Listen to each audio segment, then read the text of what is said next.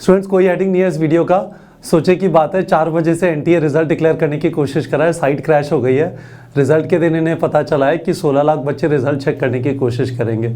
Surprise surprise, है ना। तो मुद्दा यही है, सोचे की बात है कि एक पीडीएफ निकाल के अपलोड कर देते ट्विटर पे, क्योंकि साइट क्रैश हो जाती है, ट्विटर तो क्रैश नहीं होगा कम से कम, तो बच्चे डाउनलोड कर लेते। हवा खिसक गई आप सब लोग की, ठीक है। पर ये देश है और ये तंत्र है, और इस तंत्र में है ना थोड़ी सी इधर की उधर थिंकिंग बिल्कुल भी नहीं होती। बच्चों को एसएमएस भेजा जा सकता था, आपसे एप्लीकेशन फ़ीस ली गई थी, एसएमएस भेजने की कॉस्ट 10 पैसे प्लस जीएसटी आती है ना, यानी 11 पैसे 11.8 पैसे।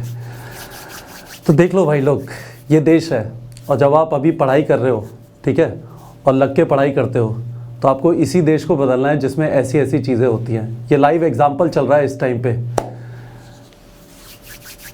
हमारे देश का, ठीक है। तो मुझे आपको बस ये मैसेज देना था बच्चों।